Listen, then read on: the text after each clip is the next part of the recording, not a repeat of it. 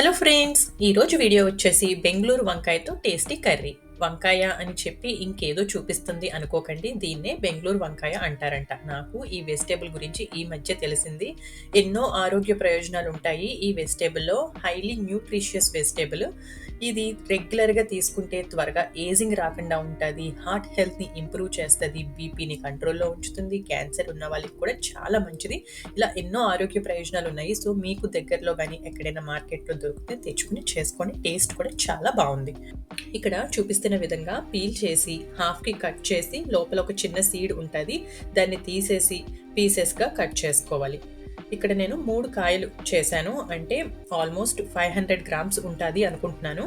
Next mixie జార్‌లోకి half inch కొబ్బరి ముక్క, 2 పచ్చిమిరపకాయలు, హ్యాండ్‌ఫుల్‌గా కొత్తిమీర వేసి, ఒక చిన్న అల్లం ముక్క కూడా వేసుకొని గ్రైండ్ చేసుకోవాలి. నేను అల్లం ముక్క వేయడం మర్చిపోయి గ్రైండ్ చేసేసాను. తర్వాత గుర్తొచ్చి అల్లం ముక్క కూడా వేసుకున్నాను.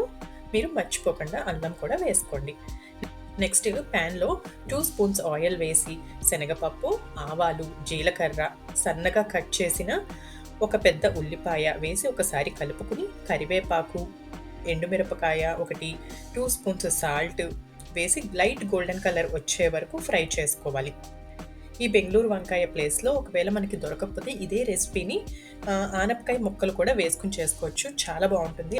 ఇలా ఆనియన్స్ ఫ్రై అయిన తర్వాత చిటికెడు పసుపు వేసి ఒకసారి కలుపుకొని, కట్ చేసుకున్న ముక్కలు వేసి ఒక 1 మినిట్ పాటు మూత పెట్టకుండా ఫ్రై చేసుకోవాలి. మీరు కావాలంటే ఈ ప్రాసెస్ మొత్తం ప్రెషర్ కుక్కర్‌లో కూడా చేసుకోవచ్చు. 1 మినిట్ తర్వాత కొద్దిగా వాటర్ వేసి మూత పెట్టి మధ్య మధ్యలో కలుపుతూ ముక్క సాఫ్ట్‌గా అయ్యే వరకు ఉడికించుకోవాలి. నాకు ఆల్మోస్ట్ 20 మినిట్స్ పట్టింది ముక్క సాఫ్ట్‌గా అవ్వటానికి. 20 మినిట్స్ తర్వాత మూత తీసి ఒకసారి కలుపుకొని, గ్రైండ్ చేసుకున్న పేస్ట్ వేసి ఒక 5 మినిట్స్ పాటు ఫ్రై చేసుకొని స్టవ్ ఆఫ్ చేసేస్తే టేస్టీ బెంగుళూరు వంకాయ ఫ్రై రెడీ. చాలా తేలిగ్గా చేసుకోవచ్చు కాబట్టి రోజు చేసుకునే కూరల లిస్ట్‌లో యాడ్ చేసుకోవచ్చు. ఇంటికి ఎవరైనా గెస్ట్స్ వచ్చినప్పుడు కూడా సైడ్ డిష్ కింద పెట్టడానికి చాలా బావుంటుంది. వీడియో నచ్చితే తెలుసు కదా ఏం చేయాలో. లైక్ చేసి మీ ఫ్రెండ్స్ అండ్ ఫ్యామిలీ మెంబర్స్‌కి షేర్ చేయండి.